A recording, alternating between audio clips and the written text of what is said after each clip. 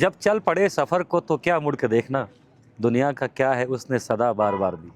लंबे सफ़र के लिए एक अच्छी गाड़ी का इंतखाब करना यकीनन आपका हक भी है और आपकी ज़रूरत भी है। अगर गाड़ी अच्छी हो तो आपका सफ़र भी शानदार गुज़रता है।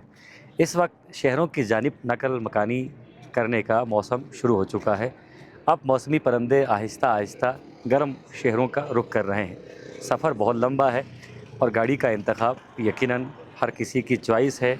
अच्छी गाड़ी का इंतखाब करना हर किसी की अव्वलीन तरजीह है।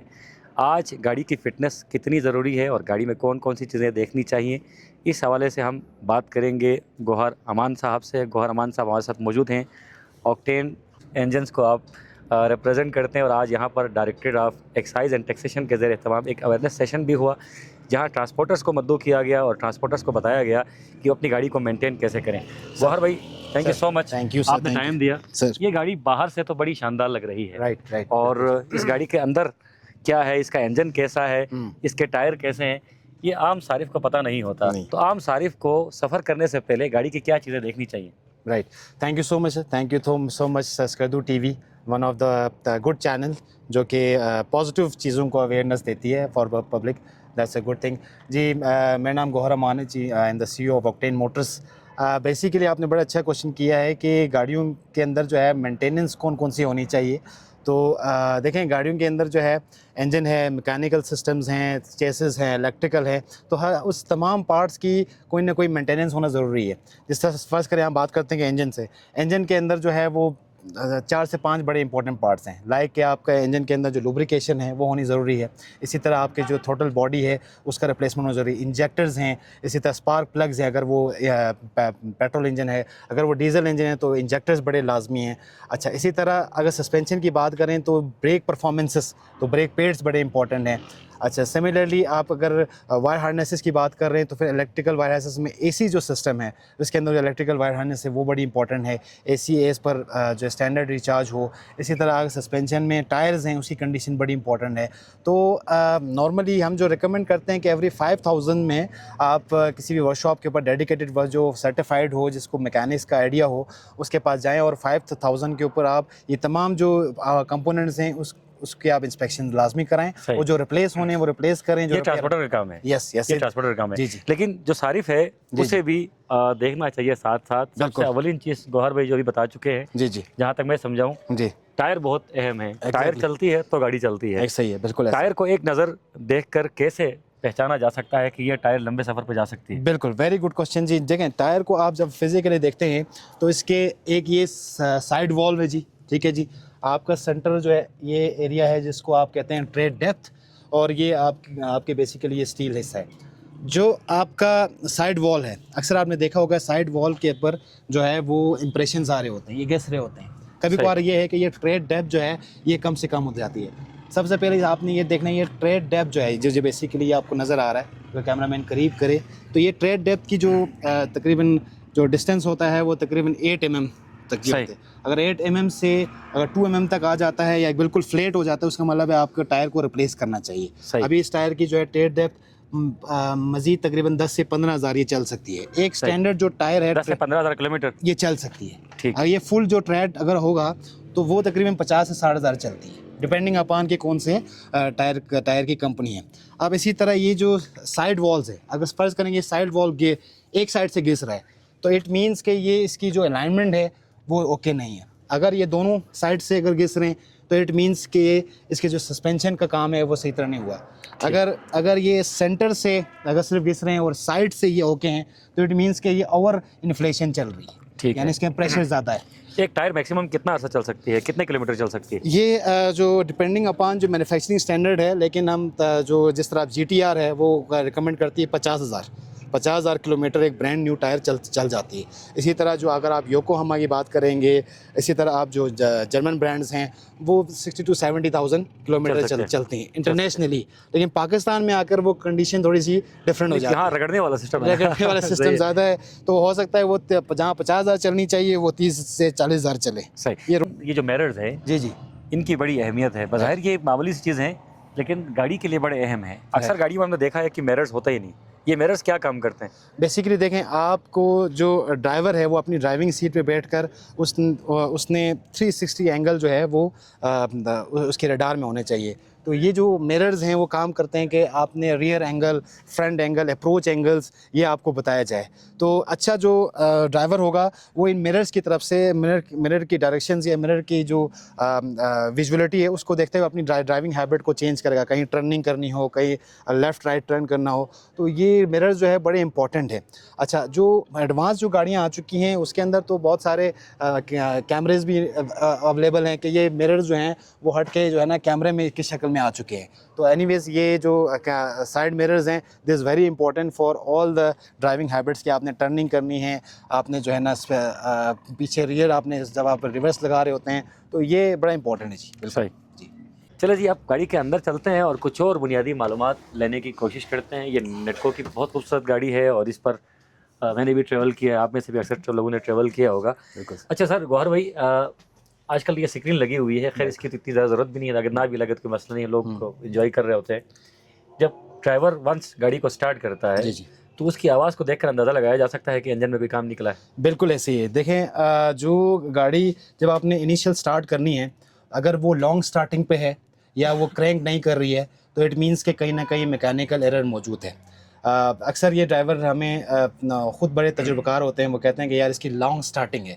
लॉन्ग स्टार्टिंग से मुराद ये है कि एक मैकेनिकल टर्म्स में बताएंगे कि इसकी फ्यूल जो है ना प्रॉपर इंजेक्ट नहीं हो रहा है। इसका मतलब है कि ये फ्यूल सिस्टम को आपको लुक आफ्टर करना है। फ्यूल सिस्टम के अंदर इंजेक्टर्स हैं, फिर लेटर ऑन जो है वो फ्यूल पम्प है जो कि सफाई होनी बहुत ज़रूरी है। फ्यूल पम्प जो है वो 60,000 के ऊपर जो है वो रिप्लेस भी होना, उसकी मेंटेनेंस होना ज़रूरी है।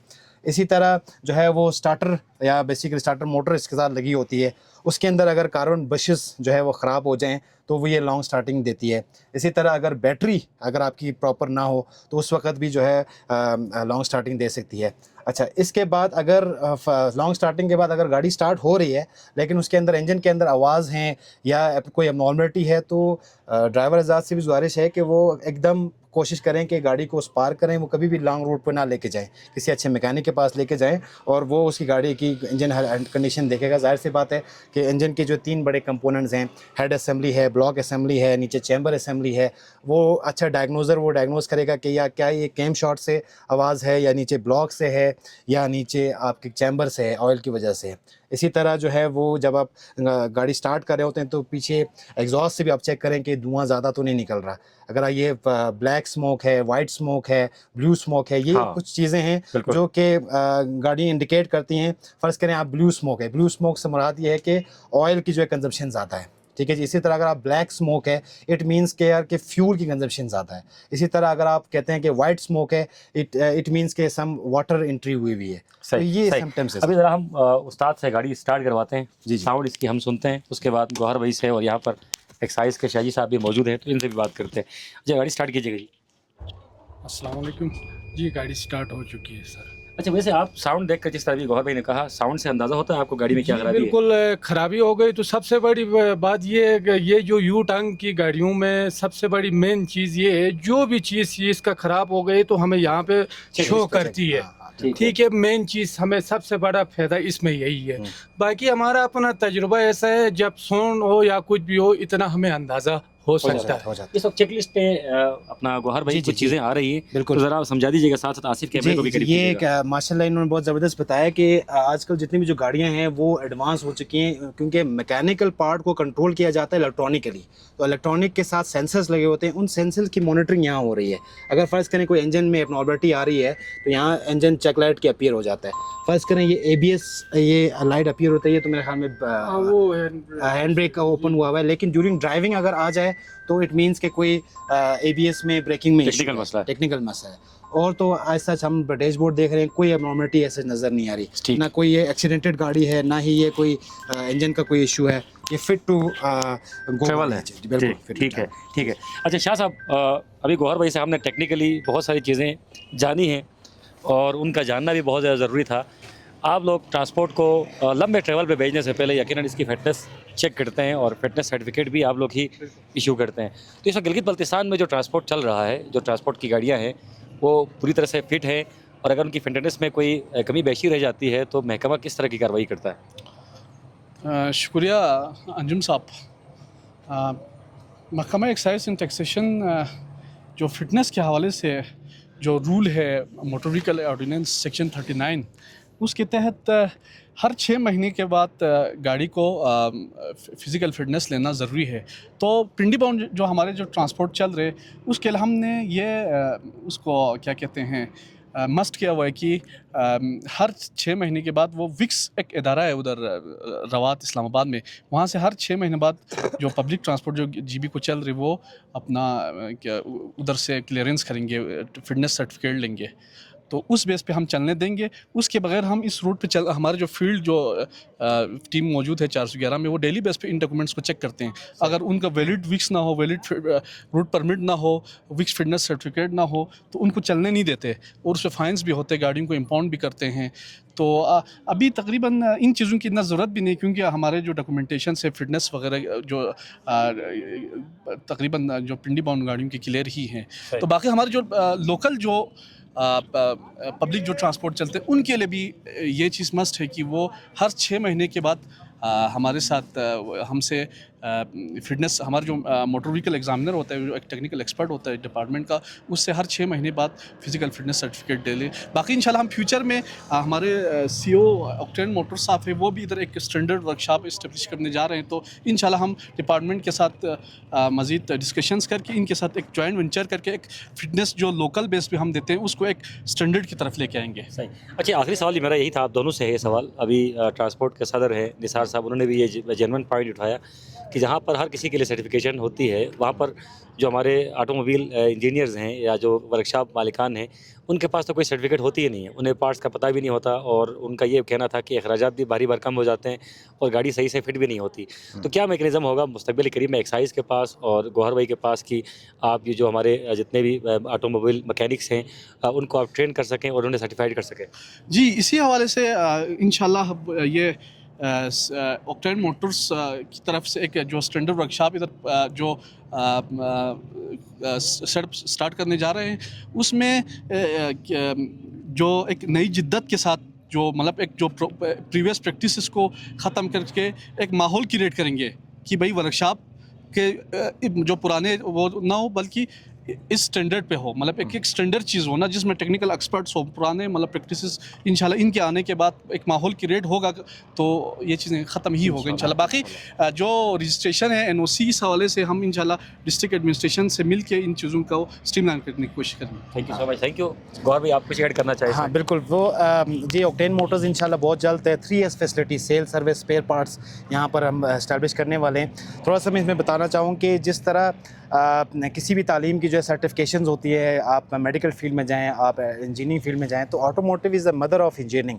तो यहाँ पर जितनी भी जो ऑटोमोटिव कंपनीज़ हैं, टोयोटा, होंडा, सुजुकी, वहाँ पर बेसिक लेवल से लेकर एक्सपर्ट लेवल तक 4 बड़े लेवल्स हैं। जिस तरह हम टोयोटा की बात करें तो फिर वहाँ पर होता है सबसे पहले TT टोयोटा टेक्नीशियन, फिर प्रोफेशनल टेक्नीशियन PT, फिर diagnostic technician for engine, chassis, electrical. इसके बाद वो DMT बनता है। DMT से हमारा डायग्नोस्टिक मास्टर टेक्नीशियन है।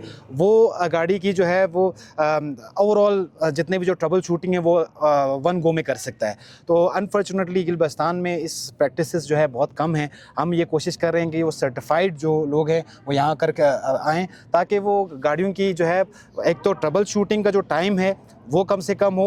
और यहाँ हमने देखा है कि एक तो ट्रबल शूटिंग जो है प्रॉपर होती नहीं है, टाइम भी ज़्यादा है और ज़्यादा हिट एंड ट्रायल ज़्यादा बेस है। वो इस वजह से है क्योंकि इस गाड़ियों के बनाने वाले ने एक रिपेयर मैनुअल भी दिया हुआ है। उस मैनुअल में ये लिखा हुआ है कि इधर अगर ये पार्ट इस सिचुएशन में आ जाए तो आपने इसको इस तरह रिपेयर करना है या इसको रिप्लेस करना है। तो इंशाल्लाह जो हमारी जो वर्कशॉप होगी वो एज़ पर मैन्युफैक्चरिंग स्टैंडर्ड्स होगी, एज़ पर एडवांस इक्विपमेंट्स होंगे।